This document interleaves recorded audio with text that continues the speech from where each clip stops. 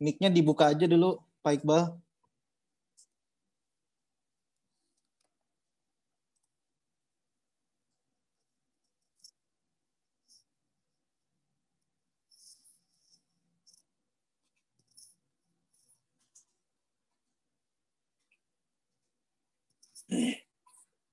Kita mau sapa dulu buat Bapak Halim Fojestur. Assalamualaikum Pak Halim.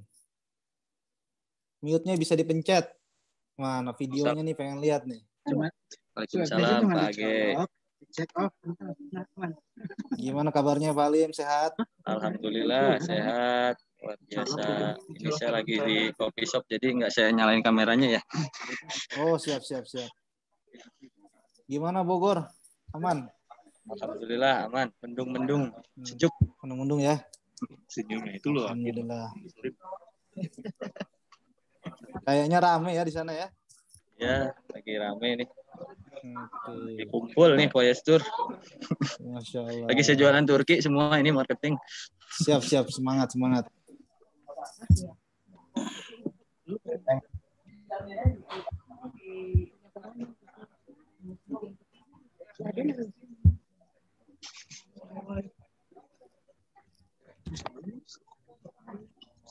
Hai.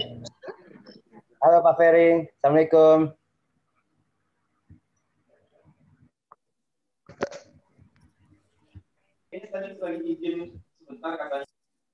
Waalaikumsalam warahmatullahi wabarakatuh.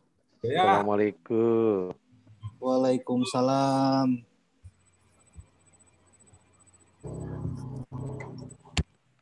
Apa kabar Pak Ahmad Dolik?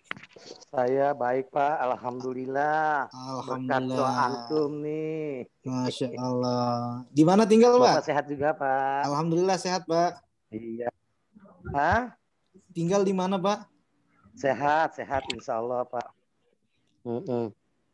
Sehat. Mau ke sana belum seperti ini, mau menanyakan itu sebenarnya. Sambil nunggu ya, belum mulai ya. Kantor udah Pak, sudah operasional. Tapi memang ya masih terbatas. Kita belum mulai nih ya. Belum mulai Pak, sebentar lagi Pak. Iya. Insya Allah kita mulai. Iya, siap. Terima kasih kepada Bapak Ibu yang bisa menyempatkan waktunya untuk mengikuti webinar ini, karena insya Allah informasi yang akan kita sampaikan ini bisa bermanfaat buat Bapak Ibu semuanya. Amin, sama-sama Pak.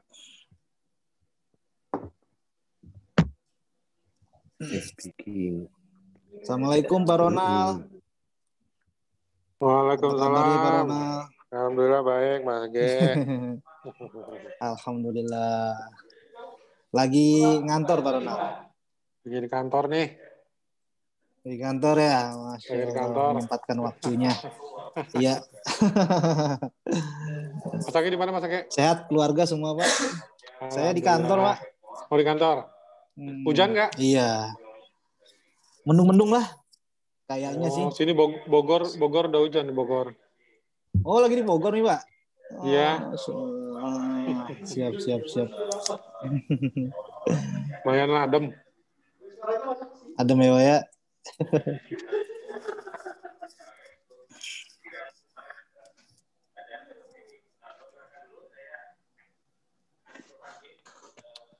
Mas Fatir gimana Mas Fatir? Ini lagi pada rapat begini kopi. Mas Fatir. Halo, assalamualaikum Pak Ronald.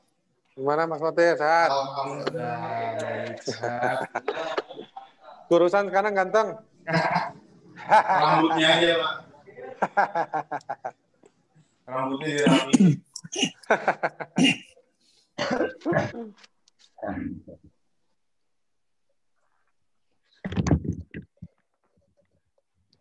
Oh, ngerti apa? Dari Fatir. Sini nggak kelihatan.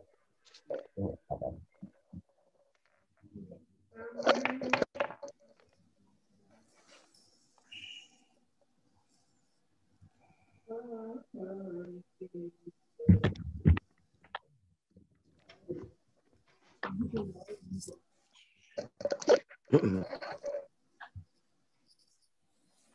bismillahirrahmanirrahim. Bisa kita mulai ya Bapak Ibu ya.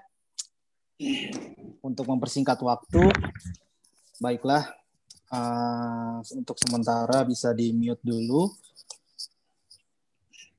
Bismillahirrahmanirrahim. Assalamualaikum warahmatullahi wabarakatuh. Innal hamdalillah nahmaduhu wa nasta'inu wa nastaghfiruh wa na'udzubillahi min syururi anfusina wa min sayyiati a'malina. May yahdihillahu fala mudhiyalah wa may yudlil fala hadiyalah. Asyhadu an la ilaha illallah wahdahu la syarikalah wa asyhadu anna Muhammadan abduhu wa rasuluh. Allahumma shalli ala Muhammad wa ala ali Muhammad. Alhamdulillah, segala puji bagi Allah. Dalam kesempatan yang berbahagia ini, Venture Travel melaksanakan kegiatan webinar yang bertajuk Tips Safe Traveling di Era New Normal. Dan juga kedua kalinya sholawat serta salam kita berikan kepada junjungan Nabi Muhammad SAW. Semoga kita di akhir kiamat nanti bisa mendapatkan syafaatnya. Amin ya Allah ya Rabbal Alamin. Baik Bapak Ibu, kami mengucapkan terima kasih kepada Bapak Ibu yang menyempatkan waktunya di sela-sela kesibukannya, di sela-sela aktivitasnya untuk hadir dalam acara webinar ini, yaitu Tips Safe Traveling di Era New Normal. Dan sebelumnya kami ucapkan yang terhormat kepada Direktur Utama Ibu Anissa Julfidah dan kepada CEO PT Diyar Al Manasik Bapak Ahmad Saber, dan juga yang saya hormati kepada pembicara kita, yaitu Bapak Fatir. Beliau merupakan profesional tour leader yang sudah melanglang buana ke berbagai macam negara.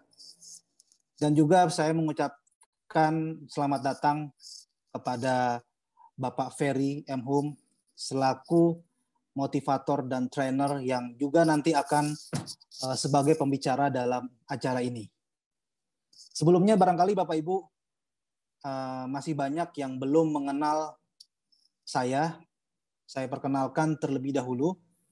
Saya AG Julfikar, biasa dipanggil AG. Saya sebagai konsultan travel dan juga sebagai direktur operasional di PT Samarah Barokah Wisata atau Venture Travel. Ya Bapak Ibu, kenapa kami Venture mengangkat tema ini? Karena sudah kita paham dan kita sadari betul, imbas daripada pandemi ini, kebanyakan kita semua berada di rumah. Dan tentunya ada rasa kejenuhan. Setelah berbulan-bulan kita tidak kemana-mana, dan mulai beberapa bulan terakhir, pariwisata telah mulai hidup kembali. Artinya adalah kita memiliki peluang dan kesempatan yang sangat besar untuk bisa traveling walaupun di kondisi pandemi ini. Dan tentunya tidak hanya sekedar traveling, yaitu traveling bisa dengan cara yang aman, sehingga kita semua sebagai para wisatawan bisa tetap sehat dan juga jauh dari terkena virus COVID-19.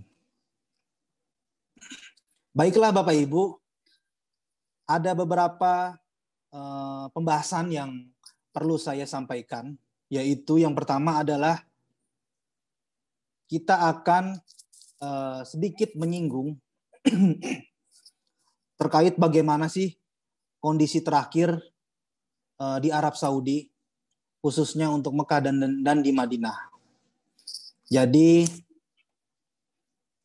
ada beberapa hari yang lalu, Konsulat Jenderal dari KBRI Jeddah melakukan pertemuan dengan pemerintah Arab Saudi di Riyadh, dan untuk membahas bagaimana persiapan untuk umroh di musim 1442 Hijriah.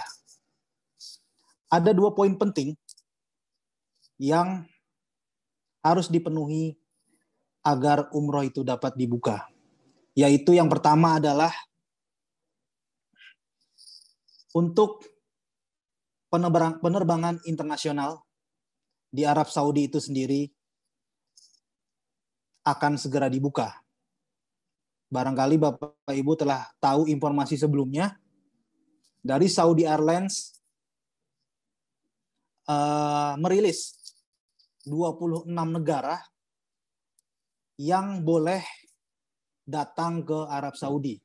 Dan alhamdulillah Indonesia walaupun di posisi terakhir di urutan ke-26, tetapi kita alhamdulillah mendapatkan kesempatan ataupun merupakan salah satu negara yang bisa didatangi atau dikunjungi ke Arab Saudi.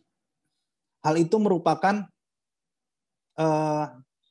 kabar yang sangat menyenangkan, kabar yang sangat baik buat kita semua, yang tentunya kita semua sudah sangat rindu dengan Baitullah, sangat menginginkan untuk sana. Dan yang kedua adalah pemerintah Arab Saudi, dalam hal ini Menteri Kesehatan, telah sedang mempersiapkan seperti apa, yaitu untuk protokoler kesehatan. Yaitu protokoler kesehatan pada saat dalam penerbangan menuju Arab Saudi, begitu tiba di kota tujuan, dan bagaimana protokoler kesehatan ketika melaksanakan ibadah umroh. Nah itu Bapak Ibu, ketika 2 poin itu sudah bisa terjawab dan sudah mendapatkan informasi, insya Allah dalam jangka dekat ini ataupun tidak lama lagi untuk penerbangan internasional akan segera dibuka dan tentunya insya Allah umroh pun akan segera dibuka. Karena kenapa Bapak Ibu? Sekedar informasi bahwa Arab Saudi telah maksimal dan berupaya keras bagaimana untuk meminimalisir penyebaran virus COVID-19. Dan itu terbukti dengan jumlah penyebaran yang bisa ditekan. Kalau Bapak Ibu lihat di website resminya, hingga detik ini yang terinfeksi perharinya itu sudah di bawah 1.000 orang. Sementara di Indonesia justru malah meningkat, kurang lebih sekitar 3.000 orang. Ya, kurang lebih sekitar 700 sampai dengan 800 orang. Dan jumlah itu yang terinfeksi setiap harinya lebih sedikit daripada jumlah yang sehat atau yang recovery. Yang sehat bisa sampai dengan 800 hingga 900, sementara yang terinfeksi hanya 700-an. Dan jumlah yang aktif ataupun yang masih terinfeksi virus COVID-19 itu sekitar 19.000 orang. Dan semakin ke sini semakin berkurang dan berkurang.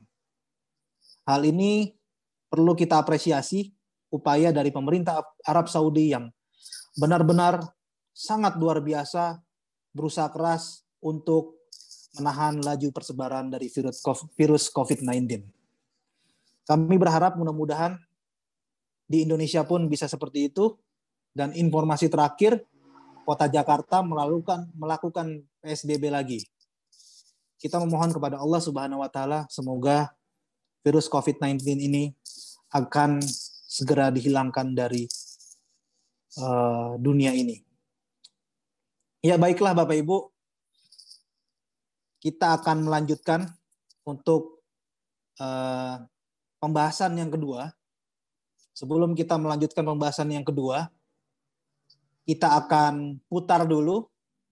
Jadi beberapa di bulan Agustus, di tanggal 11 sampai dengan 18 Agustus, Ventur telah berkunjung ke Turki, yaitu alhamdulillah kami diberikan kesempatan oleh maskapai dan juga pemerintah Turki secara gratis untuk mempromosikan pariwisata di Turki. Dalam hal ini, Turki telah siap untuk didatangi oleh wisata mancanegara dengan jaminan bahwa wisatawan akan aman dari penyebaran virus corona. Ya, baiklah Bapak Ibu. Silakan kita saksikan video yang kita ambil sendiri beberapa bulan yang lalu oleh tim Ventur yang telah berkunjung ke sana.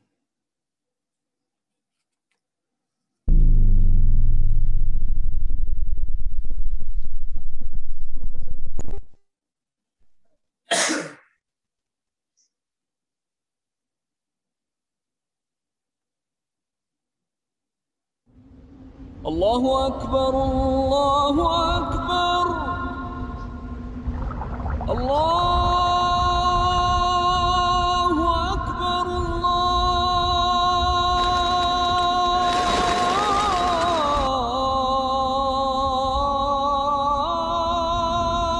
Akbar.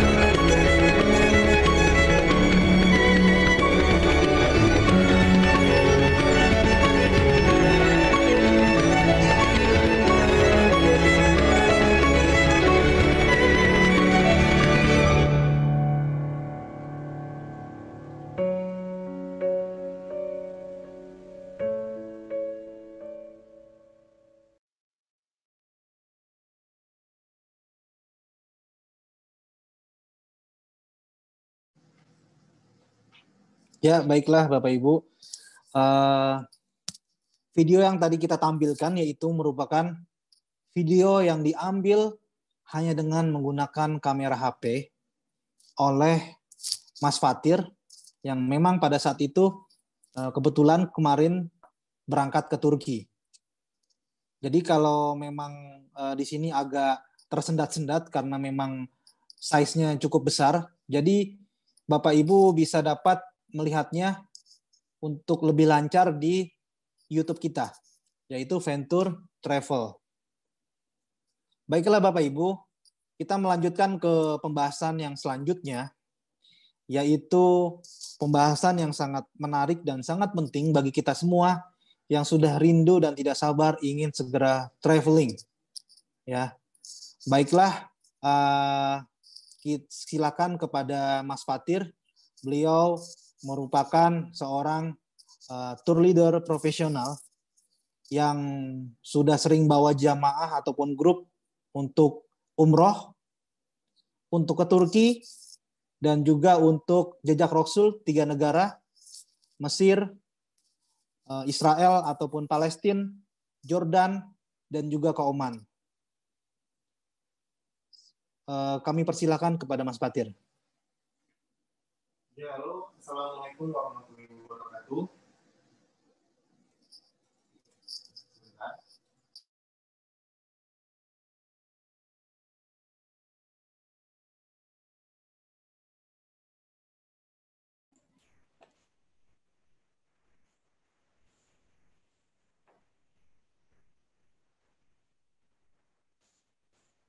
Halo, assalamualaikum warahmatullahi wabarakatuh. Sudah dengar suara saya?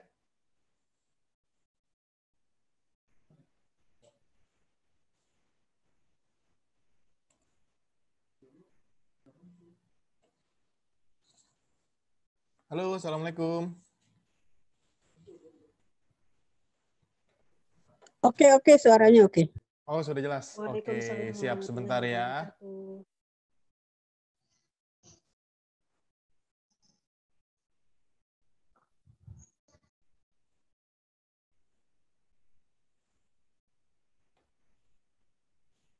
Nah, ya langsung aja ya. Assalamualaikum warahmatullahi wabarakatuh. Perkenalkan saya sebelumnya, saya adalah Fatir Al-Qasa yang biasa dipanggil Fatir. Nah, saya itu adalah seorang profesional tour leader yang baru saja pulang dari Turki kemarin pada saat tanggal 11 sampai tanggal 18. Nah, makanya setelah saya pulang dari Turki kemarin, jadi kurang lebih saya tahu protokol-protokol yang ada di Turki, yang insya Allah akan saya sampaikan dan saya share kepada peserta atau jemaah yang insya Allah nantinya akan berangkat. Saya akan membahas tips traveling saat pandemi. Nah, pastinya udah rindu dong, dan gatel juga pengen jalan-jalan kan. Nah, harus wajib disimak nih apa-apa aja yang nantinya harus disiapkan dan dibawa sebelum melakukan perjalanan internasional ataupun domestik secara aman. Nah, persiapan yang sebelum dilakukan apa sih? Yang pertama itu adalah kita wajib membawa obat-obatan dan vitamin, serta membawa keperluan pribadi seperti baju, alat mandi, dan lain-lain. Itu insya Allah bagi yang udah sering traveling, udah tahu banyak lah apa yang mesti dibawa. Selanjutnya itu membawa identitas pengenal, KTP, paspor, ataupun surat keterangan yang berlaku. Nah, selanjutnya, untuk perjalanan internasional, peserta harus melakukan rapid test, yang hasilnya itu menggunakan bahasa Inggris. Nah, ketentuan dari maskapai adalah untuk perjalanan internasional itu kita bisa melakukan rapid test yang mana hasilnya menggunakan bahasa Inggris. Nah, untuk melakukan rapid test ini yang hasilnya menggunakan bahasa Inggris itu ada banyak di mana-mana, di rumah sakit besar, rumah sakit swasta, ataupun di lab-lab kecil. Jadi kita nanti setelah melakukan rapid, kita bisa request aja. Kita bisa request hasilnya menggunakan bahasa Inggris. Insya Allah mereka sih udah pada ngerti semua gitu. Nah, untuk perjalanan domestik, rapid yang berlaku itu 14 hari pada saat keberangkatan.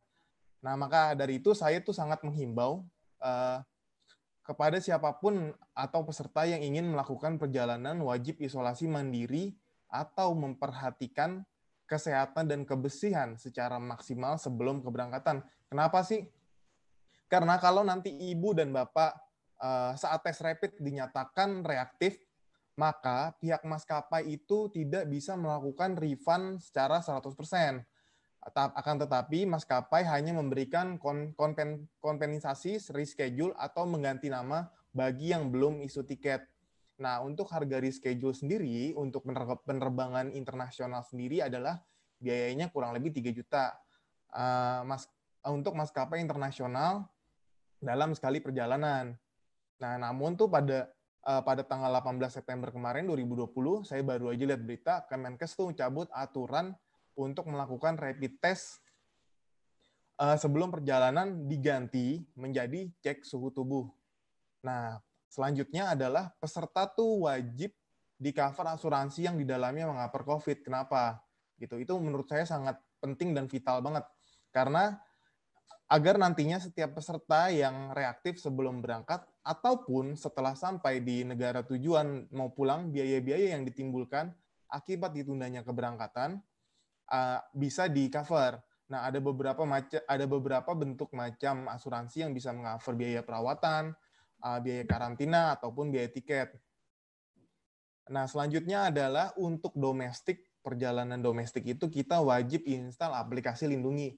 Nah, ini apaan sih aplikasi Lindungi? Nah, aplikasi Lindungi itu adalah aplikasi yang bertujuan biar kita tahu nih tracing di daerah mana yang zona merah atau zona apa, sehingga kita bisa tahu nih penyebaran-penyebaran COVID yang ada di daerah yang kita tunjungin. Nah, selanjutnya itu adalah mengisi form EH atau Electronic Health Alert Card online sebelum keberangkatan. Untuk perjalanan domestik itu wajib diisi. Tapi untuk kemarin saya pergi di bulan Agustus, di lapangannya itu adalah pengisian form EH ini tidak dilihat. Jadi yang paling penting itu adalah hasil rapid dan kelengkapan dokumen sebelum keberangkatan.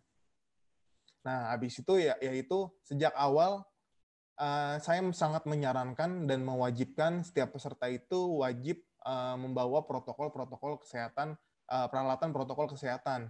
Ada masker, hand sanitizer, ataupun tisu basah. Nah, karena saya sendiri sebelum pergi dari Turki itu hasil rapid testnya itu harus menggunakan bahasa Inggris. Nah, seperti contoh yang saya tampilkan di sini nih. Nah, kebetulan saya itu melakukan rapid test di Kimia Farma, lab Kimia Farma, kurang lebih itu harganya 150.000. Nah, sebenarnya di beberapa rumah sakit besar ataupun swasta pun bisa, tapi karena yang dekat di kantor itu adalah Kimia Farma, akhirnya saya rapid di Kimia Farma. Nah, kurang lebih tuh hasilnya cepat keluar lah ya, kurang lebih 1 jam ataupun 2 jam suratnya itu udah bisa keluar. Nah, surat ini yang nantinya kita bisa bawa untuk melakukan check-in perjalanan ke internasional. Nah, selanjutnya ini kebetulan karena kemarin saya baru pulang dari Turki, jadi di Turki sendiri itu ada beberapa dokumen atau persyaratan yang harus kita lengkapin. Yang pertama itu untuk sebelum perjalanan ke Turki itu kita harus mendaftarkan asuransi. Nah, asuransinya langsung dari pemerintah Turki yang punya websitenya, jadi kita langsung mengisi dengan biaya kurang lebih 500.000. Nah, selain asuransi dari pemerintah Turki sendiri, yang mana ketika kita nanti terdampak, nauzubillah gitu, terdampak virus corona di sana, kita bisa dirawat di rumah sakit secara gratis. Karena di asuransi ini sendiri kita bisa bisa dirawat dengan biaya maksimal yaitu 7.000 lira. Nah, selain itu juga saya itu mendaftarkan diri saya ke asuransi yang mengcover COVID. Ada beberapa macam sih asuransi itu yang cover COVID, yaitu ada asuransi besar maupun asuransi kecil gitu yang sebelumnya kita pakai untuk asuransi perjalanan umroh. Nah, tujuannya itu yang tadi udah saya bilang, yaitu cover ketika kita nanti ada penundaan keberangkatan karena kita reaktif saat rapid. Nah, ini adalah contoh nih perjalanan domestik dengan syarat-syaratnya. Kayak misalkan kita harus ke Padang itu kita harus menggunakan PCR test dan hasil surat keterangan bebas COVID. Ke Jakarta itu kita harus mempunyai surat keterangan SIKM, dan Bali dan Lombok itu harus menggunakan PCR test. Papua juga harus menggunakan PCR test. Nah, ini adalah beberapa negara yang sudah dibuka untuk wisatawan asing datang ke negara mereka.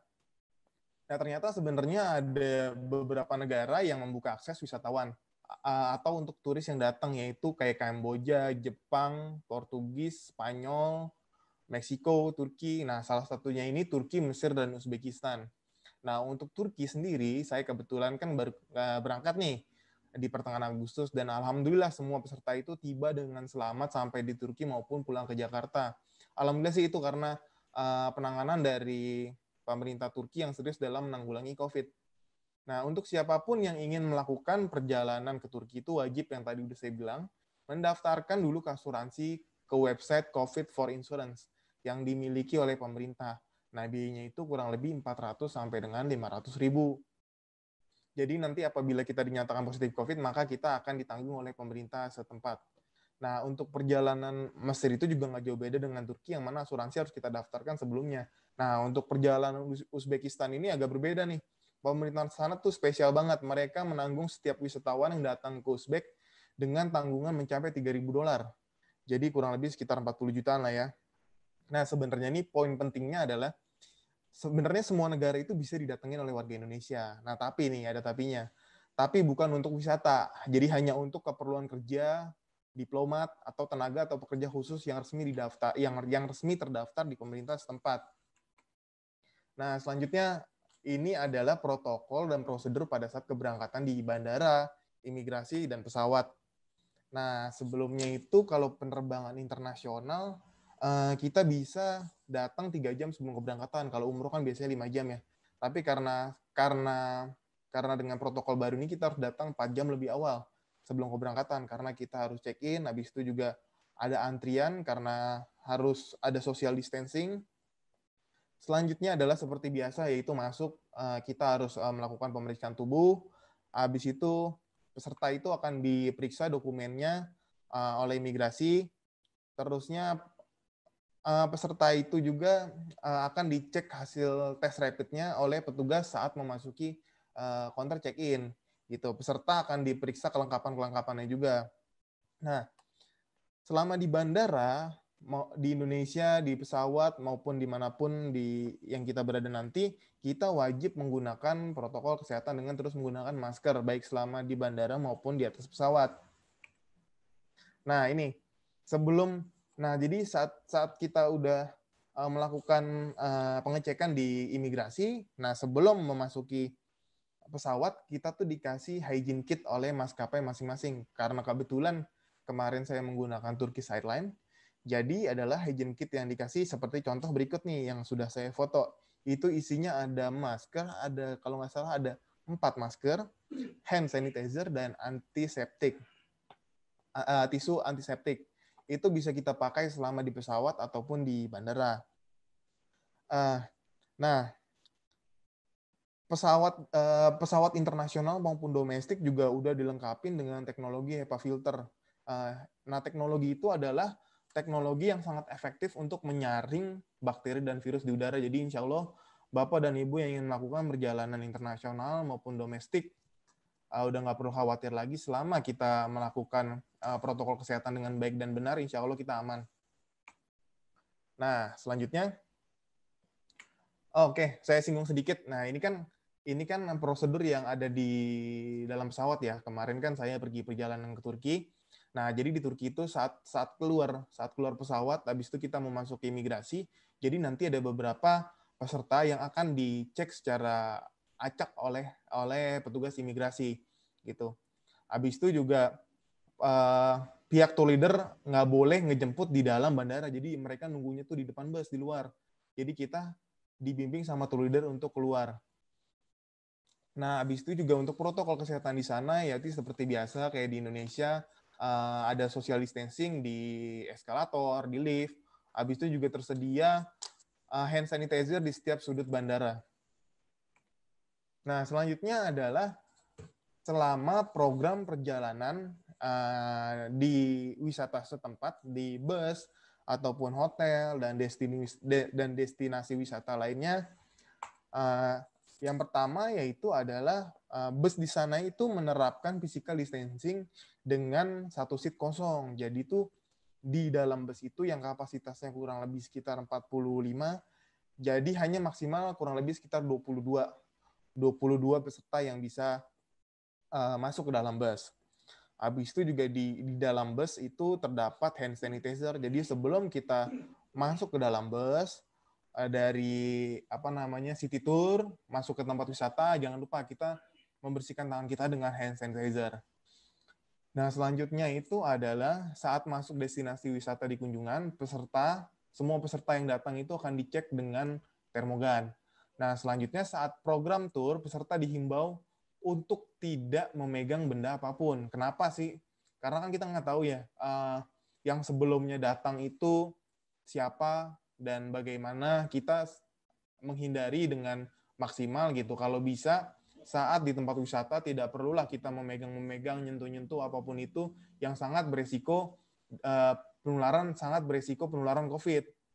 Apalagi saat nyentuh, habis itu kita lupa lagi megang muka lah, megang masker gitu kan. Jadi sangat riskan sekali lah gitu. Nah, walaupun sedang kita berada di lokasi perbelanjaan ataupun di pasar, kalau memang tidak butuh banget gitu, tidak ada keperluan, nggak perlulah. Kalau emang kita nggak mau beli, nggak usah megang-megang barang ataupun apapun itu gitu kan. Kalau memang kita butuh pegang, yaudah kita pegang. Setelah itu kita bisa basuh tangan kita dengan hand sanitizer atau tisu basah gitu supaya menghindari virus yang ada di tangan kita. Nah, selanjutnya itu adalah protokol di dalam hotel, yaitu saat masuk hotel peserta harus memakai masker tetap ya, cuci tangan. Habis itu, nah ini perbedaannya itu dengan sebelum COVID adalah di sebelum masuk hotel bagasi itu nanti akan disemprotkan dengan cairan steril oleh petugas hotel. Nah, setelah cairan disemprotkan, koper itu diantar ke pintu depan masing-masing. Nah, di hotel sendiri itu, jadi setiap kamar itu kurang lebih kemarin saat ada di Turki ada 2 orang. Nah, setiap kamar itu dibagikan hygiene kit yang sama isinya dengan yang dibagikan dengan maskapai. Yang itu bisa kita pakai saat city tour ataupun di hotel. Nah, masker sendiri itu kita harus gantinya 4 jam sekali ya. Kenapa? Soalnya kita menghindari virus-virus yang bersarang di masker kita. Nah, habis itu masuk ke restoran. Nah, perbedaannya itu di restoran saat pandemi saat ini yang saya lihat di Turki adalah setiap restoran itu nanti kalau kita mau milih makanan kita tinggal tunjuk aja dengan menu yang ada. Jadi udah nggak disediakan lagi secara terbuka. Habis itu sendok dan garpunya itu di packaging per masing-masing orang, per masing-masing packs. Jadi nggak ada yang bisa buka kecuali dirobek kertasnya, segelnya. Baru kita bisa pakai. Nah, destinasi pariwisata di Turki sendiri yang sudah saya datangi di sana sudah banyak yang dibuka. Nah, kayak pertokoan dan lain-lain itu sudah dibuka. Tapi ada beberapa catatan gitu, ada beberapa tempat di Turki yang memang protokol kesehatan di sana mewajibkan tempat itu untuk ditutup sebagian. Contohnya, saat saya kemarin datang ke Museum Jalaluddin Rumi yang ada di Konya itu adalah museum tempat ruangan peninggalan Rumi tidak bisa kita masukin, yang bisa kita lihat ke dalam adalah cuma makamnya Rumi. Nah, di sana karena memang ruangan peninggalan sejarah itu ruangannya terlalu kecil. Jadi sangat rentan sekali untuk penyebaran virus. Jadi makanya ditutup. Begitupun juga museum-museum lainnya yang saya datangi kemarin kayak di Museum Ataturk. Cuma monumen kuburannya Ataturk aja yang dibuka. Jadi museum-museum yang ada di sebelah kanan dan kirinya itu ditutup. Nah, selanjutnya ini yang paling penting adalah saat kepulangan ke Indonesia nih. Ini adalah menurut saya poin yang harus sangat diperhatikan saat kita pulang ke Indonesia. Kenapa? Karena di sini banyak prosedur-prosedur baru yang mungkin kalau kita belum pernah keluar negeri saat pandemi, kita tidak akan tahu gitu. Nah, yang pertama itu, ini nih bedanya. Peserta itu harus tiba 8 jam sebelum pesawat berangkat. Kenapa? Karena kita akan melakukan rapid test, yaitu kurang lebih prosesnya dari antri sampai hasilnya keluar kurang lebih 5 jam. Nah, sesuai ketentuan yang ada di Indonesia, bagi warga negara yang berkunjung ke negara lain itu wajib PCR test saat kepulangan. Nah, sebelum check-in itu peserta akan melakukan PCR test di tempat yang disediakan oleh pihak bandara. Nah, untuk melakukan PCR test ini atau swab sebenarnya nggak harus dari bandara. Bisa di rumah sakit ataupun di klinik-klinik di selain bandara. Tapi masa berlakunya hanya 3 hari ya sebelum keberangkatan. Nah, selanjutnya adalah sebelum melakukan check-in itu peserta wajib PCR test. Nah, hasilnya itu terbit kalau nggak ada antrian kurang lebih sekitar 3 jam. Nah, jika ada antrian panjang, PCR test itu bisa sampai 4-6 jam, sehingga peserta makanya dianjurkan datang lebih awal 8 jam. Karena kebetulan saya sendiri saat kemarin pulang dari Turki, saya itu pesawatnya terbang jam 2 malam. Tapi saya jam 2:30 sudah sampai di bandara. Kenapa? Karena ini yang pertama buat grup kita dari Venture, sehingga kita menghindari ya adanya kendala yang menyebabkan keterlambatan ataupun gangguan lainnya gitu. Jadi setelah kita datang itu kurang lebih sekitar 11 jam sebelum keberangkatan, kita cari info kemana kita harus PCR, karena tanpa PCR pun sebenarnya kita bisa tetap terbang ke Indonesia. Tapi pas di Indonesia, kalau kita nggak ada PCR, kita bisa langsung di karantina di Wisma Atlet ataupun lainnya. Nah itu nggak mau kan? Pengennya pulang langsung sampai Indonesia tuh langsung pulang ke rumah, istirahat gitu kan, bersih-bersih, tidur. Nah selanjutnya itu setelah sebelum melakukan check-in, waktu di bandara Turki di sana, kita tuh harus mengantri dulu buat ngambil antrian PCR dengan menggunakan paspor. Jadi antrian itu harus diantrikan oleh satu orang. Maksudnya satu paspor satu orang, jadi sesuai dengan paspornya. Saat kemarin itu nggak bisa diwakilkan. Nah selanjutnya setelah itu antriannya kurang lebih 1-2 jam. Kurang lebih 1-2 jam lah untuk sampai dipanggil untuk melakukan PCR. Nah ini yang ada di gambar saya adalah contoh yang kertas barcode ini antrian, dan ini adalah pembayaran PCR saya. Yang mana saat PCR di Turki itu biayanya adalah kurang lebih sekitar 250 lira. Nah, di setiap negara kebijakan dan harga PCR juga beda-beda. Jadi yang saya tahu hanya di negara Turki, kurang lebih sih di negara-negara lain itu harganya tidak terlalu jauh lah, sekitar $35-50 atau 500.000 sampai 700.000-an. Nah, jadi ini penting juga nih untuk saya sampaikan. Nah, barcode ini barcode setelah kita pembayaran jangan sampai hilang, karena kebetulan kemarin saat saya keberangkatan ada barcode yang hilang, sehingga itu menjadi kendala saat kita mengambil hasilnya gitu. Karena keterbatasan petugas kesehatan di sana untuk berbahasa Inggris, akhirnya karena sebenarnya bisa aja dengan menunjukkan paspor, tapi karena adanya keterbatasan bahasa, jadi sempat kita tertunda sekitar 15 menit sampai 30 menit gitu, sampai mencari petugas kesehatan yang bisa bahasa Inggris. Nah, setelah PCR tes keluar, jadi udah kita bayar. Setelah kita tes itu, PCR itu cuma berlangsung 1 menit lah. Habis itu juga PCR sendiri tuh nggak setakut yang kita lihat di TV, YouTube, WhatsApp, Instagram gitu kan, yang harus dimasukin sampai dalam hidung gitu. Paling cuma kurang lebih sekitar 3 cm lah yang dimasukin ke alatnya itu ke dalam hidung, dan alatnya juga lembut banget, jadi kayak kita dimasukin bulu aja ke dalam hidung, lebih ke geli gitu. Nah, setelah hasil PCR keluar, maka kita bisa ambil hasil PCR itu di counter khusus hasil lab. Nah, itu biasanya kurang lebih kemarin saya 6 jam. Jadi setelah 6 jam dari daftar sampai selesai, hasilnya keluar baru bisa kita lihat. Namun, kebetulan ada dari 15 orang yang berangkat, ada 3 orang, salah satunya saya, yang hasil PCR-nya tertunda, maksudnya belum keluar, sedangkan yang lain 12 orangnya udah pada keluar. Waduh, gimana nih, kita kan sempat agak takut juga gitu kan, ini kenapa nih kita sendiri belum PCR. Ternyata pas kita coba tanya-tanya, mungkin karena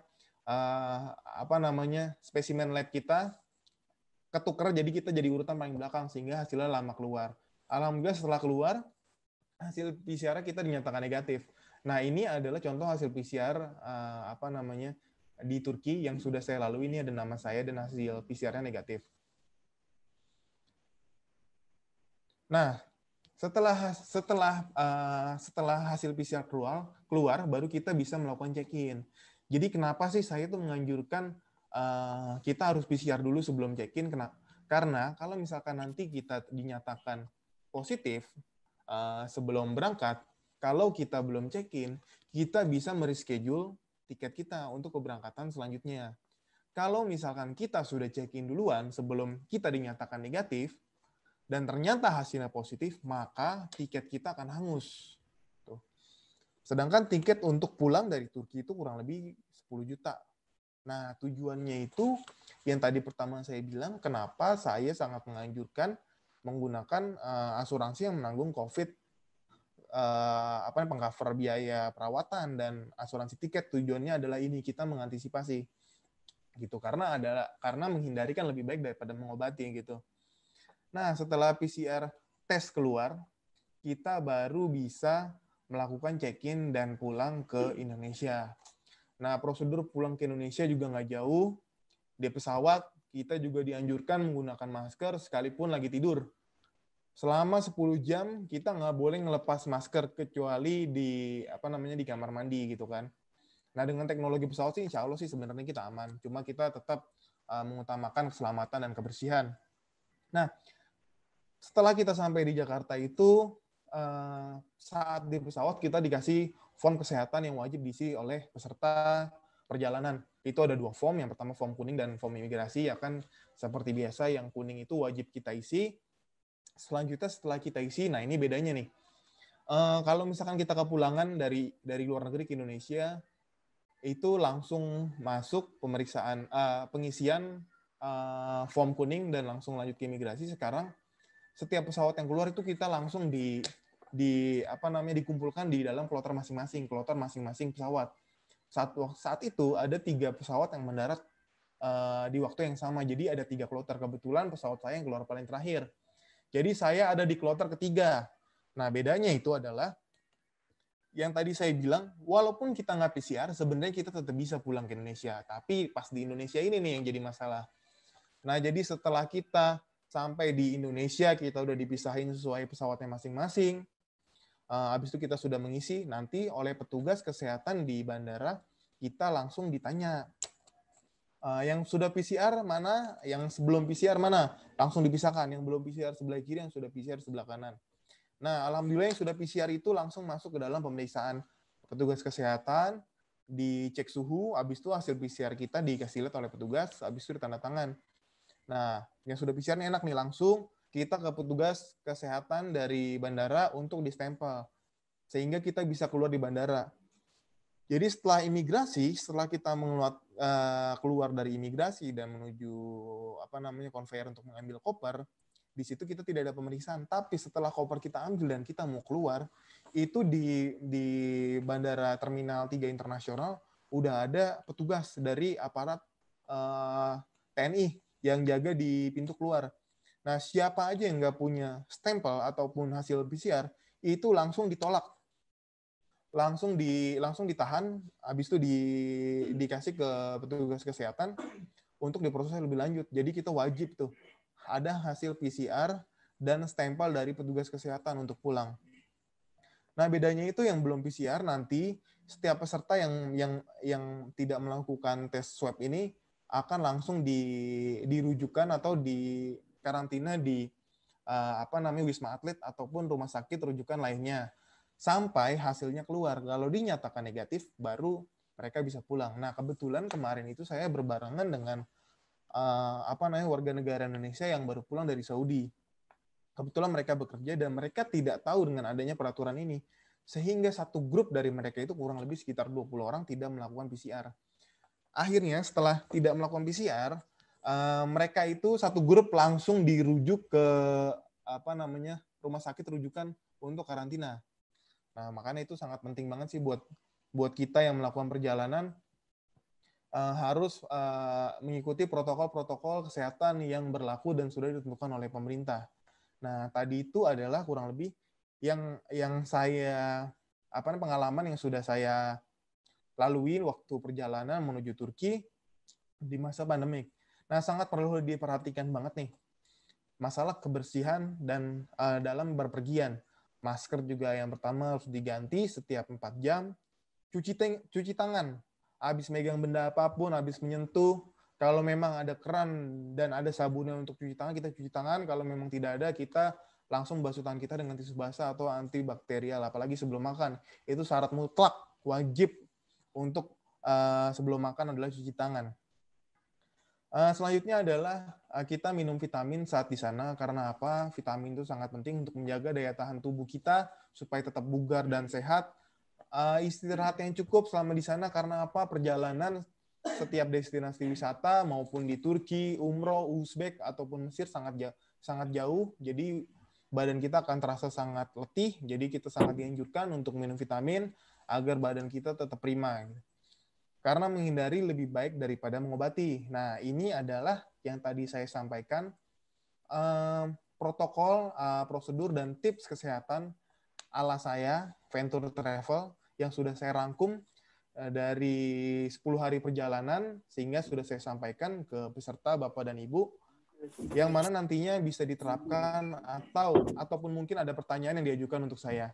Ya, kurang lebihnya mohon maaf. Wassalamualaikum warahmatullahi wabarakatuh. Yang ada pertanyaan ataupun nanya tentang apapun itu di bandara ataupun destinasi wisata, boleh langsung ditanyakan saya. Mas Iqbal, dibuka mic-nya boleh?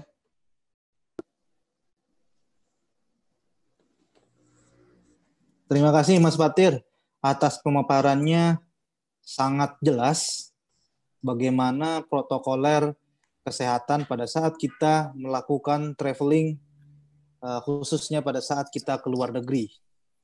Nah, ini ada dipersilakan kepada Bapak Ibu yang ingin bertanya, bisa langsung mengangkat tangannya.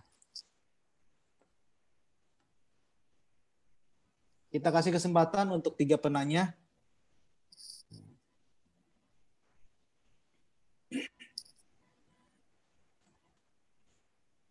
Oh ya, sambil menunggu Mas Fatir, ya.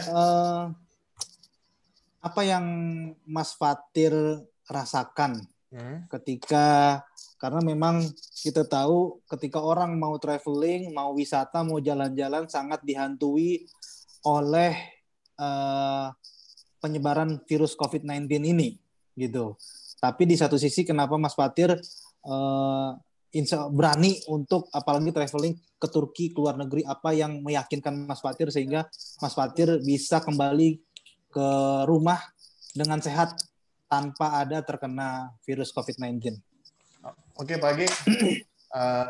Terima kasih. Coba saya terangkan pengalaman dan pengalaman saya selama berpergian kemarin di saat pandemi. Yang pertama itu sebelum pandemi, yang pasti kita pastikan dulu nih Pak, tentang negara tersebut yang akan kita kunjungin. Kalau kita nantinya akan mengunjungi negara Turki, maka kita wajib tuh baca berita terupdate tentang penanganan COVID di sana. Korban COVID-nya berapa, pasiennya ada berapa, penanganan negaranya seperti apa, apakah menurun ataupun meningkat. Nah, itu harus kita analisa dulu sehingga nantinya ketika kita berangkat kita tidak perlu lagi takut. Sebenarnya gini Pak, kalaupun kita nantinya berangkat gitu saat pandemi ke negara Turki ataupun yang sudah buka Turki, Mesir ataupun Uzbek, yang perlu sangat kita perhatikan adalah protokol kesehatan yang sudah ditetapkan gitu. Emang dari kita sendiri ini harus ada kesadaran dari kita sendiri nih. Jadi kita nggak boleh malas. Yang pertama, habis itu harus matuhin peraturan, habis itu konsisten. Kalau misalkan kita habis menyentuh apapun benda, kayak tadi kita harus segera cuci tangan, masker pakai dengan cara yang benar, jangan sampai kita berada di luar terus kita lepas masker. Karena kita sendiri nggak tahu, walaupun yang kita datangi misalkan negara Turki gitu, penanganan dari negara Turki sendiri udah sangat baik dan udah sangat baik dan maksimal sehingga penyebaran COVID ini bisa dibatasin gitu, sangat berkurang. Tapi kan ada baiknya kita sangat berhati-hati gitu dengan virus ini, karena kan kita nggak bisa ngeliat virusnya ya Pak. Jadi kita nggak tahu nih ada di mana, datangnya dari mana. Maka dari itu saya sekali lagi sangat mewajibkan peserta itu menjaga kebersihan. Nah, selain itu juga kita harus tahu informasi-informasi tentang kesehatan ataupun masalah terupdate COVID di negara tersebut. Itu aja sih Pak. Sebenarnya sih insya Allah kalau memang negara-negara yang sudah dibuka untuk wisatawan datang itu, mereka juga nggak asal buka sih Pak. Karena memang penanganan dari negara tersebut sudah sangat baik dan penurunan pasien dampak COVID juga sudah sangat drastis sehingga mereka sangat berani untuk buka wisatawan datang ke negara mereka. Apalagi dengan persyaratan-persyaratan yang harus kita kita lengkapi. Contohnya kayak tes swab dan rapid test yang insya Allah sih itu sudah sangat sangat aman sih menurut saya. Kita jadi nggak perlu takut lagi gitu. Yang berangkat ke sana itu bisa pasien positif atau enggak gitu kan, karena sebelumnya kita udah tes. Gitu sih Pak Age. Baik, jadi sangat jelas ya, kita nggak perlu takut lagi, walaupun dalam kondisi pandemi seperti ini bukan berarti kita tidak bisa kemana-mana ya, dengan protokol kesehatan yang sangat ketat dan juga menjaga kesehatan, tentunya kita akan bisa traveling dengan rasa yang aman.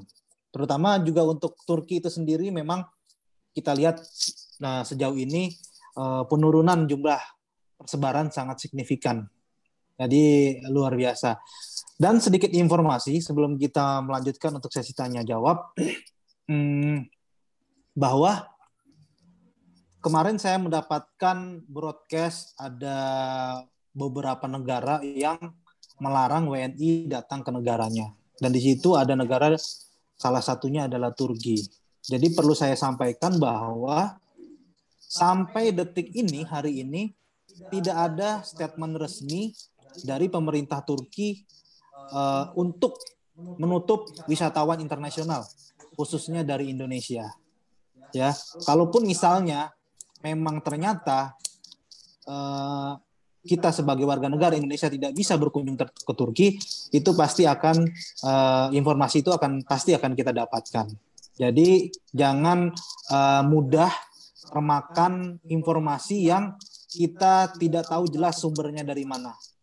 Jadi segala informasi, baik itu merupakan traveling ke Turki, ke Mesir, ataupun ke Uzbekistan, ataupun untuk aktivitas umroh dibuka kembali, harus informasi tersebut kita dapatkan secara resmi, ya, ataupun sumber informasi yang bisa dipercaya.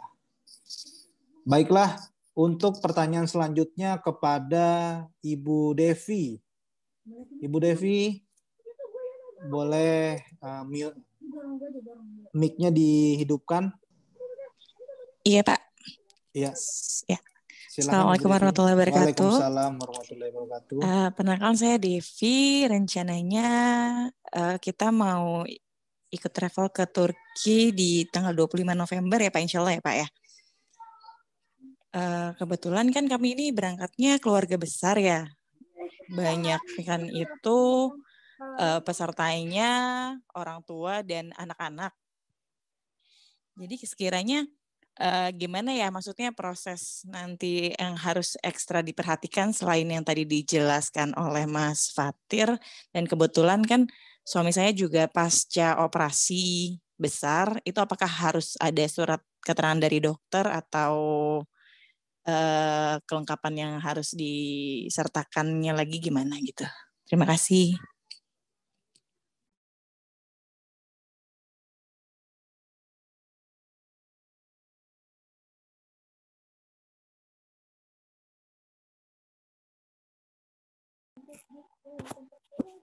Udah jangan ngobrol terus, Bu.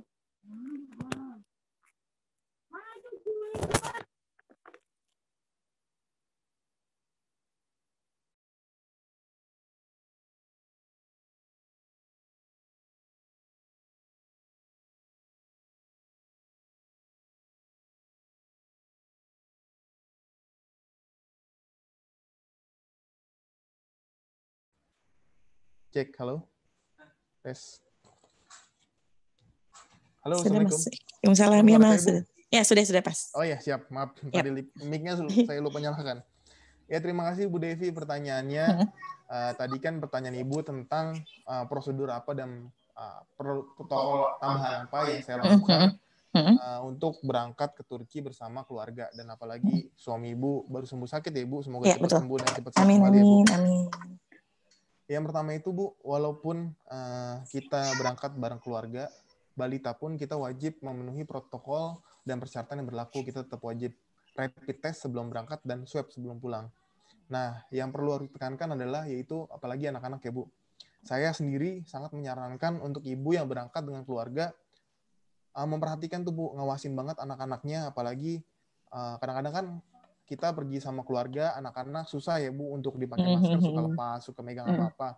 Nah itu tuh hal utama yang harus kita perhatikan tuh.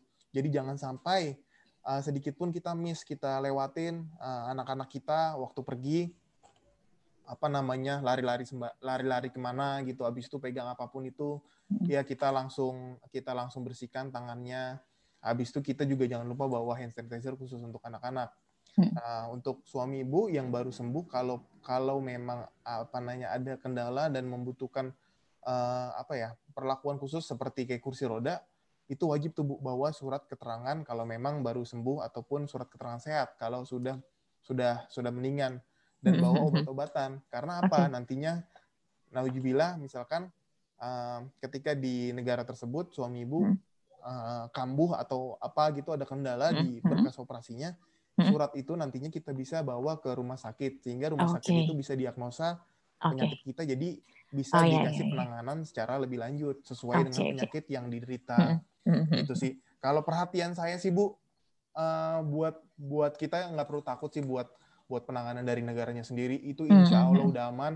Malah di Turki sendiri itu yang udah saya lihat, karena pasien yang sedikit, rumah sakit di sana tuh banyak yang kosong Bu. Oh ya. Jadi yang menderita COVID itu sangat sedikit. Jadi kebanyakan rumah sakit itu kosong. Jadi kita nggak perlu khawatir sih tentang protokol dan prosedur, apalagi penyebaran COVID. Yang penting dari kitanya sendiri dan keluarga kita harus hati-hati, utamakan kebersihan dan keselamatan. Itu aja sih Bu. Protokol-protokol wajib pakai masker, cuci tangan. Insya Allah kalau kita udah nerapin protokol tersebut dengan benar, habis itu dengan konsisten setiap saat gitu, insya Allah kita nggak akan, insya Allah sih kita terhindar dari virus COVID sih Bu. Itu aja sih. Insya Allah. Ya, Mas, ini kan anak saya kan ada yang belum 2 tahun nih. Kan menurut WHO kalau di bawah 2 tahun itu kan nggak bisa pakai masker ya.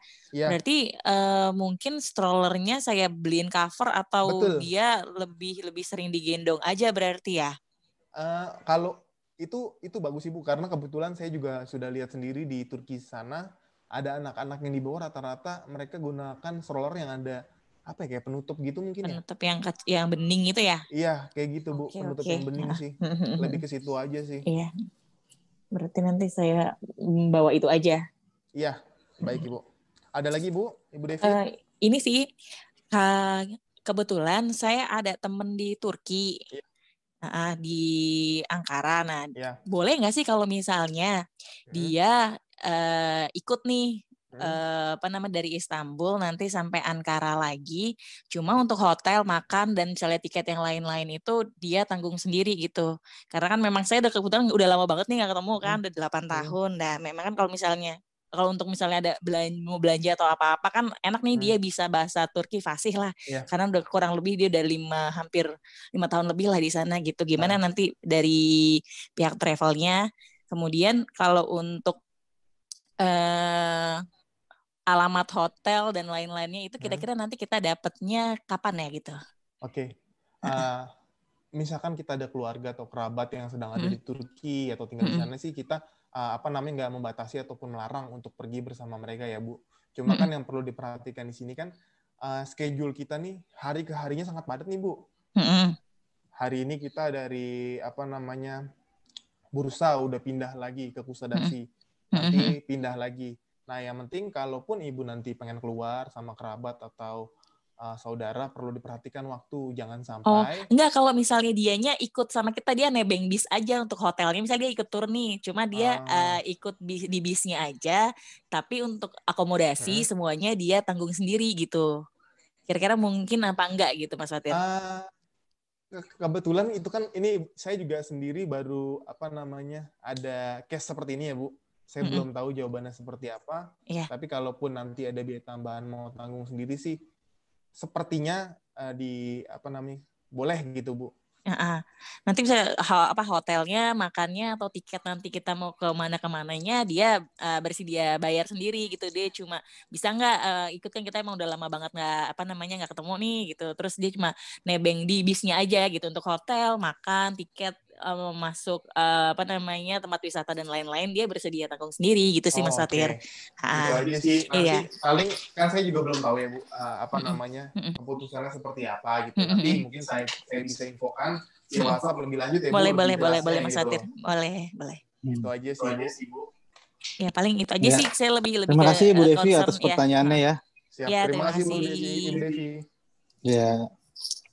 Ya sedikit menambahkan Bu Devi ya, karena tadi yang pertanyaan temennya yang mau ikut bareng, karena memang kondisi seperti ini di bus itu ada penerapan physical distancing, jadi untuk jumlah kapasitas pun sangat dibatasi Bu, tidak boleh bahkan nambah istilahnya 1 orang pun tidak boleh, tapi nanti kita akan lihat bagaimana seperti apa, dan tentunya pun kita akan konfirmasi juga ke pihak operator di sana gitu. Jadi saya belum bisa mengatakan boleh ataupun tidaknya gitu. Cuma ya informasinya memang karena bus ini ada batasan maksimal karena ada physical distancing di dalam bus. Iya nggak apa-apa. Saya tanya dulu kalau misalnya memang sekiranya nggak mungkin kan nggak apa-apa, nanti saya kabarin teman saya di sana. Baik. Terima kasih Ibu atas pertanyaannya. Selanjutnya ini ada pertanyaan melalui chat untuk dari Ibu Ines Tirtano. 1 kamar berapa orang? Apa sama sebelum dengan COVID? Silakan Mas Fatir. Ibu Ines, ya coba saya bantu jawab. Untuk protokol pandemi ini 1 kamar itu 50% Bu. Cuma bisa diisi 50% aja. Kayak misalkan nanti saat umroh dibuka itu 1 kamar yang biasanya 4, nantinya akan dibatasi jadi 2 orang. Nah, untuk di Turki sendiri, karena dari sebelum COVID ini kamarnya sudah 2 orang, jadi waktu pandemi ini kamar tetap 2 orang. Tapi bedanya itu adalah saat di hotel itu kita ada protokol-protokol yang wajib kita penuhin Bu. Kayak tadi yang saya sudah jelaskan adalah kayak barang-barang bawaan kita itu harus disterilisasi lebih dahulu, kita dicek suhu tubuhnya, habis itu juga di kamar hotel kita dikasih hygiene kit. Insya Allah Bu, selama kita tidurnya dengan grup kita gitu atau teman atau peserta lain yang sama-sama berangkat dari travel yang sama, insya Allah sih aman, karena kan sebelumnya juga mereka sudah cek rapid ataupun tes kesehatan lainnya yang sudah dipastikan insya Allah aman. Jadi selama di grup sih, selama itu mereka 1 grup insya Allah aman sih Bu. Itu aja Ibu. Baik, selanjutnya ini ada pertanyaan dari Ibu Nini. Apakah sebelum kita kembali ke Indonesia dilakukan swab test kembali? Jadi mungkin sudah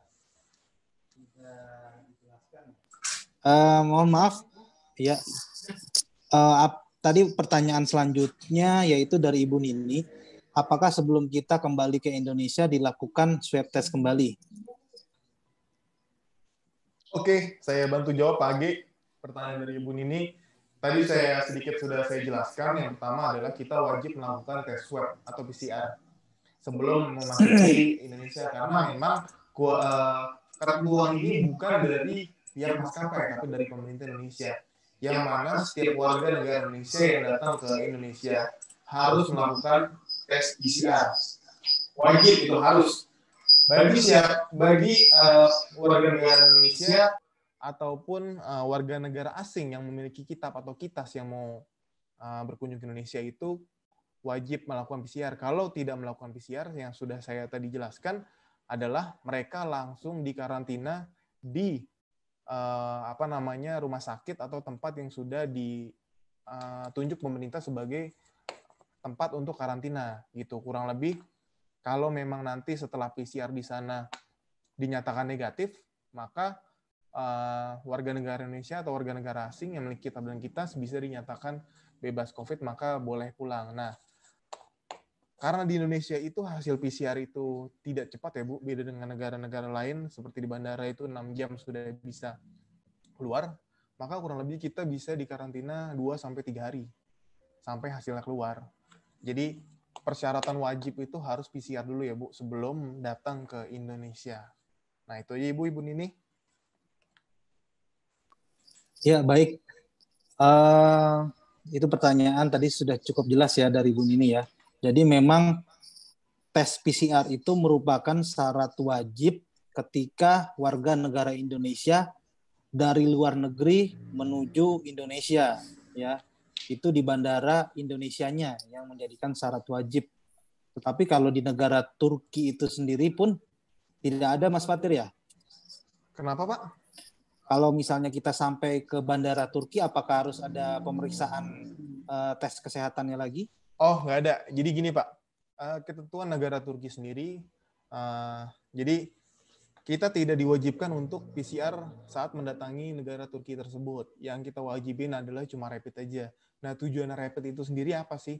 Jadi ketika nanti kita dinyatakan, saat di Turki kita dinyatakan reaktif atau positif tertular penyakit, tertular virus corona, dengan adanya rapid itu kita bisa mengklaim asuransi yang sudah disediakan oleh pemerintah Turki, sehingga kita bisa dirawat tanpa dibebani biaya dengan di cover sampai dengan 7.000 lira. Kalau kita tidak mempunyai hasil rapid, maka pemerintah Turki tidak bisa mengcover pengobatan selama kita dirawat di sana. Karena persyaratan untuk mengklaim asuransi yang sudah kita daftarkan di Insurance for COVID itu adalah dengan memberikan hasil rapid yang sudah kita lakukan di Indonesia. Nah, seperti itu, Pak Age. Baik, sudah sangat jelas apa yang dipaparkan oleh Mas Fatir. Jadi Bapak Ibu nih yang sudah nggak sabar pengen traveling, jadi nggak usah khawatir lagi karena memang kita sudah jelaskan tadi untuk bagaimana protokoler kesehatan sebelum keberangkatan, bahkan ketika kita tiba ke sana dan kembali ke Indonesia. Awalnya kami pun sempat agak cemas juga nih, Mas Fatir, begitu pulang dari luar negeri itu kan istilahnya lagi puncak-puncaknya ya virus corona. Dan alhamdulillah dan ternyata beliau negatif dan beberapa hari kemudian bisa kembali aktivitas bekerja lagi. Dan sampai saat ini pun alhamdulillah kita semua sehat dan aman. Ya. Jadi memang Bapak Ibu sekedar informasi bahwa beberapa negara yang memang sudah bisa dikunjungi dengan visa turis atau visa wisata, yaitu tadi sudah sempat disinggung ya, selain daripada negara Turki, ada negara Mesir dan negara Uzbekistan. Dan kabar gembiranya, kita dari Venture Travel ya telah memiliki paket untuk Muslim Tour. Ada beberapa paket yang memang sudah kita siapkan dan insya Allah tidak lama lagi akan ada grup keberangkatan di bulan Oktober dan di bulan November. Ya.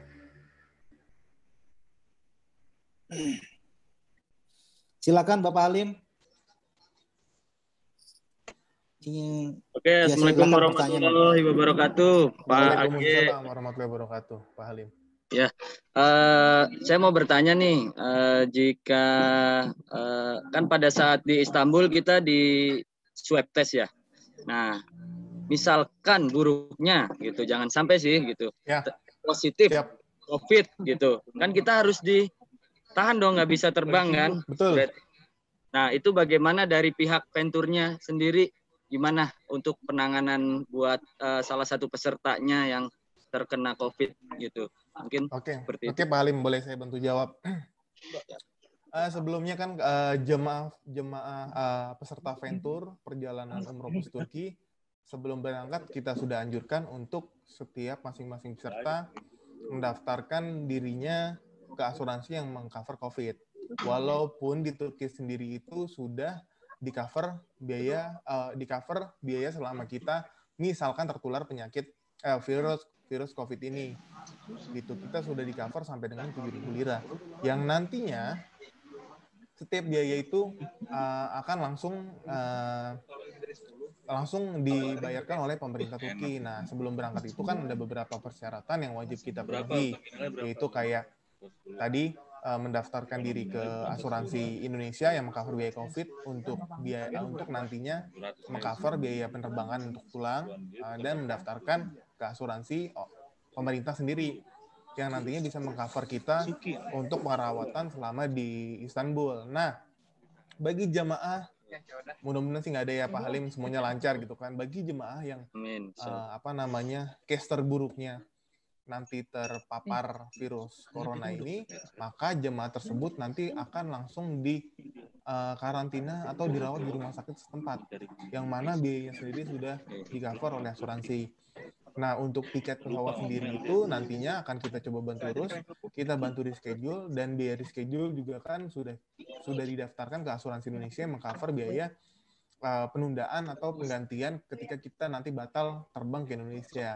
Jadi insya Allah tidak ada biaya lagi. Dan untuk jemaah yang ada di Turki selama di karantina, insya Allah nantinya akan terus kita pantau oleh perwakilan kita yang ada di sana. Jadi insya Allah jemaah juga nggak akan kita tinggal sendirian sampai sembuh, karena ada perwakilan, ada tour leader, ada tour guide juga, tour guide lokal yang nantinya akan ngecek terus perkembangan jemaah sampai sembuh.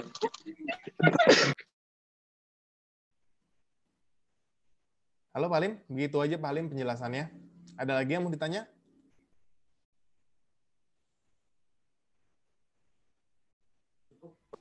Cukup kali ya? Ya, berarti ada yang handle di sana ya, berarti ya dari pihak Venture ya. Kita, Pak. Nah, oke. Karena kalau biaya kan sudah ada asuransi dan lain sebagainya tadi kan. Iya. Oke, mungkin itu aja cukup sih, Pak Age dan Pak Batir. Iya. Alhamdulillah sih Pak Halim, sejauh ini beberapa grup yang telah berangkat ke Turki kami belum mendengar beritanya bahwa ada yang terpapar COVID. Ya mudah-mudahan kedepannya pun sama, tidak ada dari kita yang terpapar COVID. Ya, jangan sampai Pak Age ya. Ya, insya Allah. Ya, baiklah Bapak Ibu, akan saya lanjutkan. Masih ada beberapa sesi lagi. Jika masih ada yang ingin ditanyakan, nanti bisa melalui chat dan nanti kita akan balas melalui pesan chat itu, Bapak Ibu, karena waktunya terbatas. Jadi kami Venture Travel memiliki beberapa paket Amazing Turkey, yaitu ada paket Amazing Turkey untuk program 10 hari yang insya Allah kita laksanakan di bulan Oktober ini dengan harga 14.500.000. Bapak Ibu udah bisa mengeksplor negara Turki ya, dan untuk harga 12.400.000 itu untuk paket 8 hari yang insya Allah kita laksanakan nanti di bulan November. Dan juga ada Wonderful Uzbekistan. Nah ini nggak kalah ketinggalan Bapak Ibu. Uzbekistan pun bersaing untuk meningkatkan pariwisatanya. Dan sangat banyak peninggalan-peninggalan Islam yang ada di negara Uzbekistan. Seperti ada makamnya Imam Besar Imam Bukhari di kota Bukhara, dan merupakan jalur sutra juga. Dan ada pusatnya Tarekat Naqsabandiyah. Dan harganya yaitu hanya 1.069 US dollar atau sekitar 15 jutaan aja. Dan sekedar informasi, paket-paket ini seperti Turki dan Uzbekistan, Bapak Ibu, ini merupakan harga subsidi dari pemerintah Turki. Jadi mungkin kalau Bapak Ibu yang pernah berangkat dengan grup ini, tentunya pada tahun-tahun sebelumnya harganya rata-rata di atas 17 jutaan. Karena pemerintah Turki sedang merecovery untuk kegiatan pariwisata internasionalnya, maka pemerintah Turki memberikan subsidi yang besar kepada sektor pariwisatanya. Jadi kesempatan ini jangan disia-siakan, karena tahun depan jika kondisi sudah mulai normal lagi, kita tidak tahu apakah mungkin harganya bahkan bisa lebih tinggi daripada sebelum-sebelumnya. Ya, untuk harga yang kita publish ini Bapak Ibu, ini belum termasuk biaya visa Turki, belum termasuk tipping, dan juga belum termasuk asuransi. Ya, Bapak Ibu, bagi Bapak Ibu yang ingin mendaftar untuk paket yang kami sediakan, Bapak Ibu bisa hubungi ke nomor call center kami, ya, ataupun ke nomor customer care kami di 0811 1406 485, ya, di 0811 1406 485. Baiklah Bapak Ibu, dan sebelum kita akhiri ada sedikit motivasi dari seorang motivator kita, yaitu Bapak Ferry. Beliau merupakan seorang motivator dan juga trainer yang cukup profesional dan ingin memberikan kita motivasi agar kita lebih berani lagi untuk traveling di era new normal. Tadi sudah dijelaskan secara teknis sangat detail oleh Mas Fatir agar kita bisa traveling dengan aman, dan di sini akan diberikan motivasi lagi yang luar biasa oleh Bapak Ferry. Kepada Bapak Ferry kami persilahkan. Baik, terima kasih. Assalamualaikum warahmatullahi wabarakatuh. Waalaikumsalam warahmatullahi wabarakatuh. Terima kasih Mas Age. Waalaikumsalam warahmatullahi wabarakatuh. Ya, terima kasih Mas Age, terus kemudian Sama-sama. Mas Fatir, Ibu Ica, Pak Ali, dan terutama sahabat saya, Mas Febri, yang telah mengundang saya ke acara yang sangat luar biasa tentang berani bertraveling di era new normal. Oke, sebelum saya memulai, saya mau ngecek dulu satu-satu nih, semangatnya nih, untuk saya panggil teman-teman ini adalah Sobat Hebat Venture, setuju nggak? Setuju ya? Baik. Nah, untuk itu saya mau ngecek dulu semangatnya teman-teman. Apakah masih semangat nggak nonton sampai habis webinar ini? Oke. Untuk ngeceknya sederhana. Kalau saya bilang semangat pagi, tepuk tangannya sekali. Oke.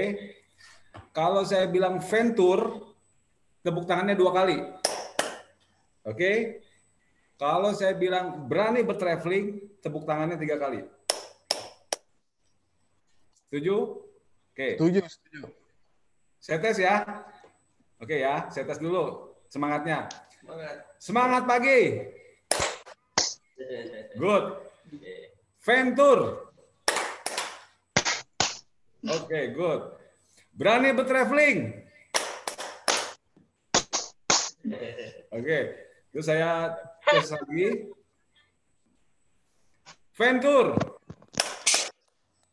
Berani bertraveling. 3 kali. 3 kali. Dan sekali lagi boleh? Semangat pagi. Berani bertraveling. Venture. Oke, luar biasa. Sobat hebat di Venture ini orang-orang yang sangat luar biasa. Alhamdulillah, saya sangat senang sekali. Nama saya Ferry. Orang bilang, publik bilang mengenal saya adalah Ferry M. Home. M. Home di sini bukan gelar yang saya dapat dari ijazah, ini hanya sebutan saja. M. Home itu publik mengenal saya dengan istilah mentor haji umroh. Ya, sah-sah saja. Kenapa? Karena ibu juga atau bapak boleh juga memberikan label ya untuk sekedar orang mengingat kita, karena itu penting, branding itu sangat penting. Misalkan namanya Ibu Ani MM, ya orang kan menganggap bahwa MM itu adalah gelar yang luar biasa, tapi kita plesetin MM itu adalah maklar mobil, misalkan kayak gitu. Oke, jadi alhamdulillah saya berada di sini di tempat perusahaan yang sangat luar biasa. Saya melihatnya seperti kayak di rumah sendiri dan welcome sekali orang-orangnya, dan alhamdulillah juga saya senang diberikan kesempatan untuk bisa memberikan sharing, siapa tahu menjadi manfaat baik besar maupun kecilnya. Oke. Bicara tentang traveling, Sobat Hebat Venture, saya mau kasih sesuatu yang sangat luar biasa, yang saya ambil itu dari firman-Nya Allah. Ya, ada pernyataan, ada 9 pernyataan Allah di dalam Al-Quran bahwa kita penting banget bertraveling. Oke, kalau ada Bapak Ibu yang ada yang lagi nonton, kalau di samping ada Al-Quran, boleh dibuka dan dibaca. Ya. Oke. Saya mau ngambil sebuah pernyataan Allah ya, berkenan dengan traveling. Itu luar biasa. Bapak Ibu bisa buka di surat Al-Hujurat. Ya. Ayat 13 Bapak Ibu. Yang mau catat-catat. Karena ini luar biasa Bapak Ibu. Allah itu sampai mengatur tentang bagaimana kita harus bertraveling. Oke, Bapak Ibu, ada yang mencatat atau ada yang sudah membuka Al-Qur'annya, silakan. Oke. Jadi saya hanya sekedar mengutip saja di dalam surat Al-Qur'an bahwa Allah itu menciptakan manusia terdiri dari laki-laki dan perempuan. Oke, bersuku-suku, berbangsa-bangsa agar saling mengenal. Nah, maknanya adalah ini luar biasa. Artinya tadi Mas Age bilang tentang Turki, Mas Fatir bilang tentang Turki. Artinya bahwa Venture ini adalah sebuah wadah yang luar biasa yang akan menghantar Bapak Ibu, sobat hebat Venture ini ke negara Turki. Untuk apa? Irji ilaiha, balik lagi ke Al-Quran. Oke? Bahwa kita untuk datang ke luar negeri itu untuk apa? Untuk saling mengenal Bapak Ibu. Mengenal apanya? Adat istiadatnya, tentang alamnya, di mana kalau di sana ada salju, udaranya dingin. Kita kan selama ini di Indonesia iklimnya tropis, tapi kalau di sana luar biasa. Kita bisa saling mengenal dan kita nikmatnya itu luar biasa Bapak Ibu kalau kita berpergian, traveling, ya. Jadi luar biasa sekali bahwa Allah itu sampai memberikan pernyataannya itu di dalam Al-Quran bahwa kita manusia ini diciptakan untuk apa? Untuk saling mengenal. Turki adalah salah satu negara yang sangat amazing buat saya. Kenapa? Karena beberapa ribu abad yang lalu bahwa Nabi kita, Nabi Muhammad SAW pernah memberikan sebuah informasi bahwa ada anak muda yang akan menaklukkan Konstantinopel. Ada yang tahu? Dia adalah Al-Fatih. Dan nanti kita akan berkunjung juga ke sana. Nah, saya Bapak Ibu, di sini saya singkat saja bahwa pesan Allah kita harus melihatnya dari hati, Bapak Ibu. Nah, ketika Bapak Ibu melihatnya dari hati, maka akan muncul sebuah keinginan yang sangat luar biasa, di mana Bapak Ibu pasti rindu untuk bertraveling. Setuju ya? Kalau yang setuju boleh tepuk tangan dong. Mana tepuk tangannya? Kalau saya bilang semangat pagi. Nah, Venture, berani traveling.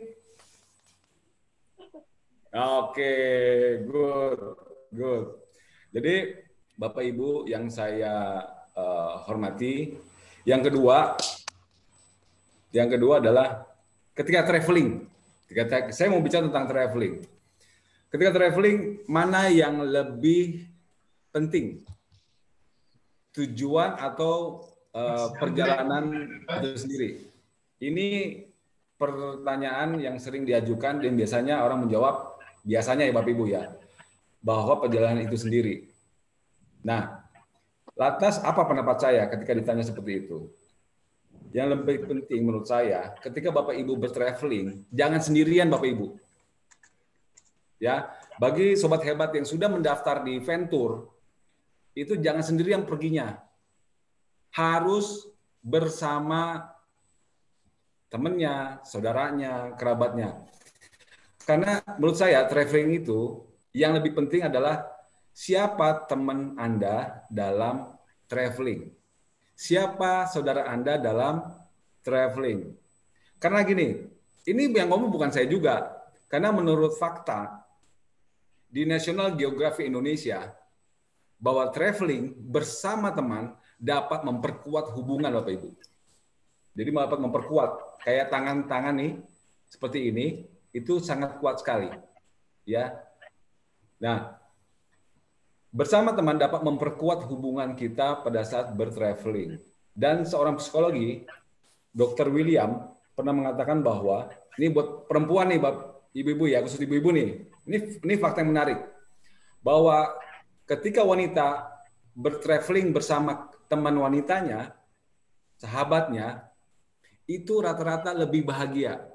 Setuju apa setuju? Setuju. Setuju. Oke. Kenapa? Karena hormon endorfinnya itu muncul. Ketika dia muncul, maka dia bahagia. Dan tambahan lagi nih Bapak Ibu. Menurut Huffington Post bahwa sangat perlu traveling dengan sahabat meski hanya sekali seumur hidup. Pernah nggak Bapak Ibu bertraveling sama-sama dengan kawan? Walaupun sekali seumur hidup. Pernah ya?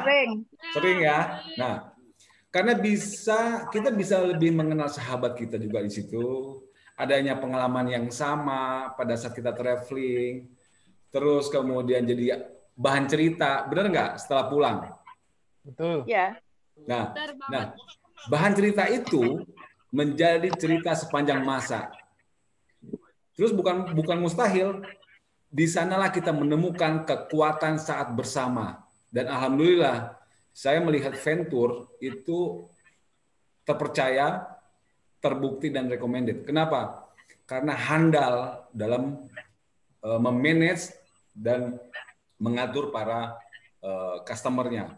Nah, artinya Bapak Ibu, sobat hebat Venture yang luar biasa harus berani bertraveling.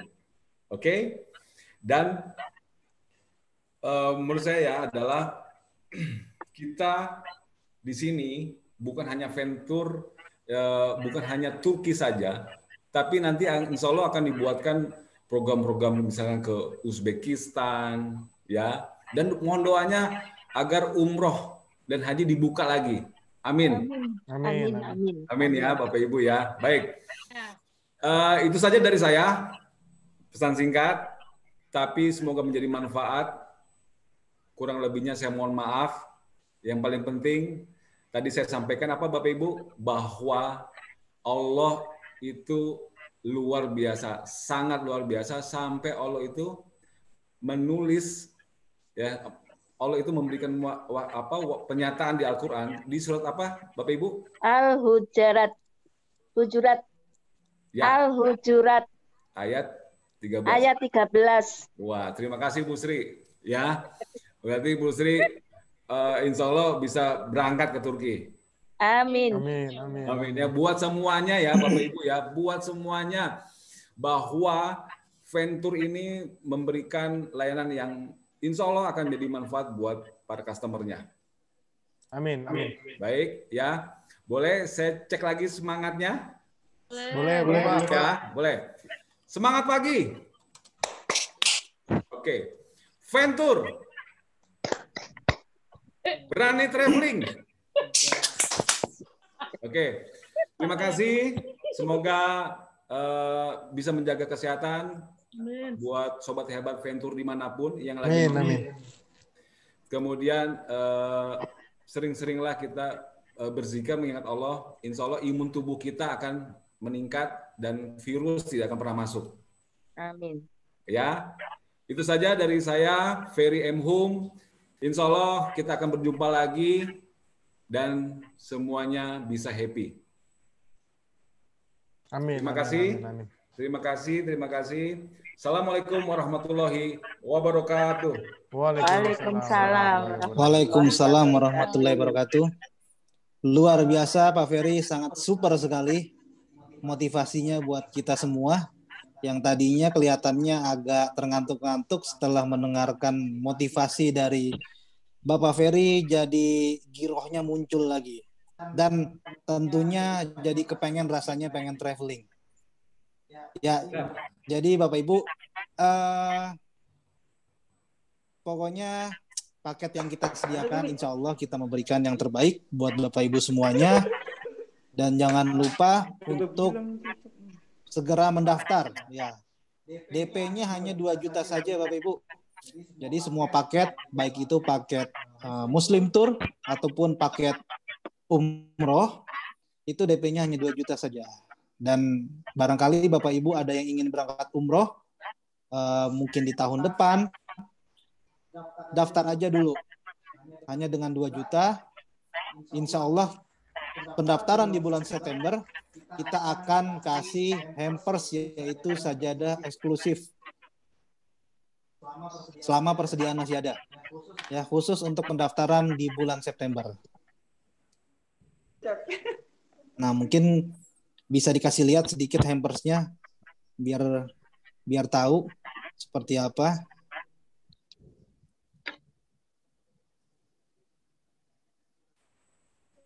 Ada videonya anjir.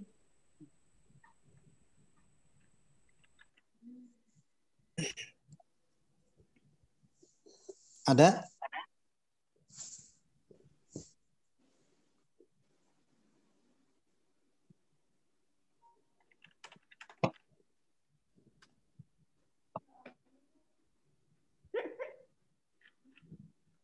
Fatir. Ya Bapak Ibu, kalau misalnya mau mendaftar, bisa langsung hubungin nomor customer service kami ya untuk pendaftaran di bulan September. Dan sekedar informasi bahwa kita optimis insya Allah di bulan November nanti umroh akan segera dibuka ya, insya Allah kita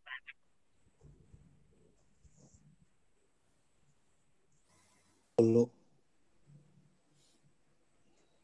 Baik Bapak Ibu, rasanya sudah cukup. Tak terasa kurang 1,5 lalu lagi saya mengucapkan hadir dalam webinar ini, dan kami saya secara pribadi dan atas nama Venture mewakili mengucapkan minta maaf hal yang kurang berkenan di hati di Bapak Ibu.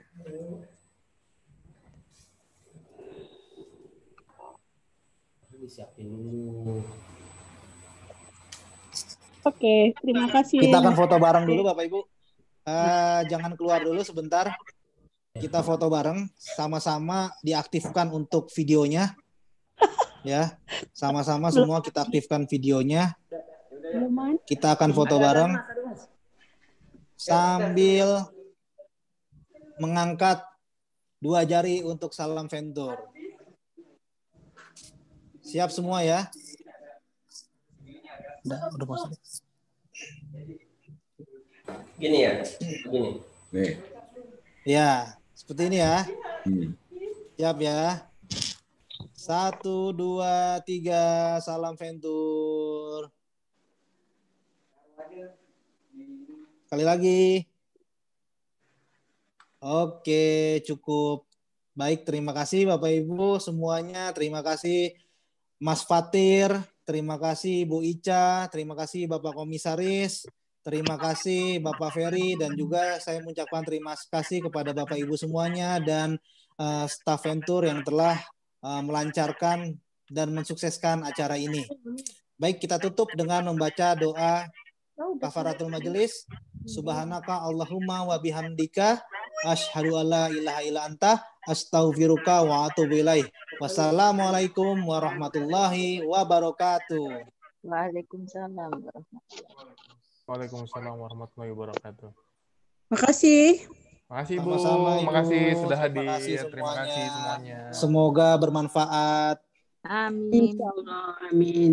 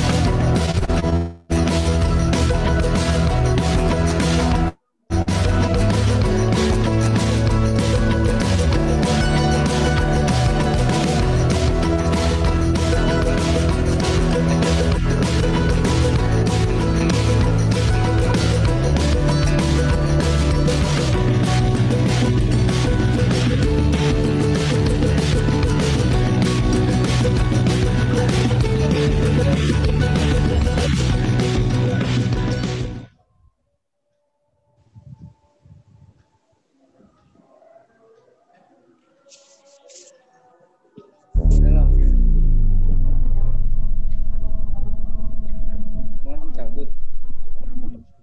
Mengapa?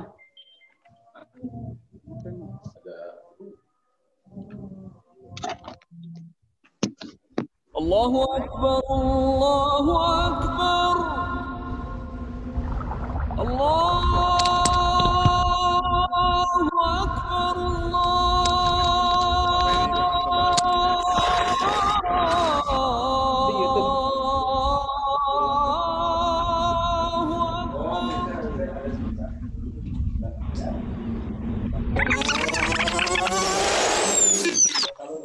Ini beliau kan sebagai operatornya nih. Oh, iya, iya. Nanti kalau misalnya ada yang mau dinampilin, kirim aja ke dia, ntar beliau yang nampilin.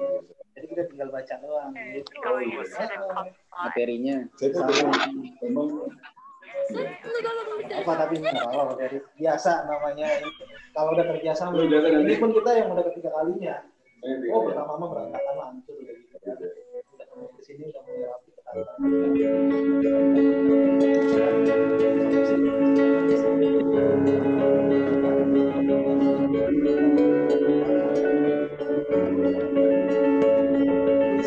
dari sekiannya walaupun tadi sampai nanti 38 ya gitu ya.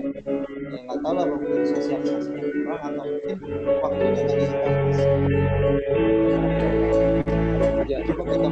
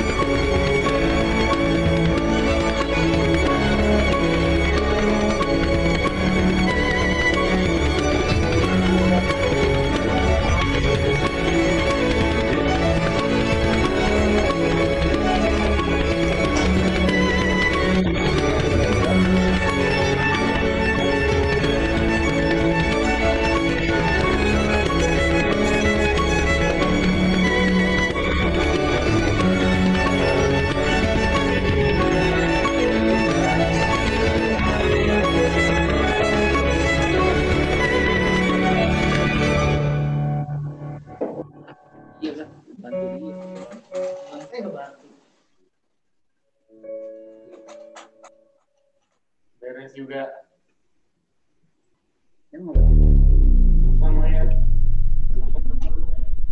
Kalau mau baca mau duduk kan? Iya. Baca semua. Tetap aja grogi dikit.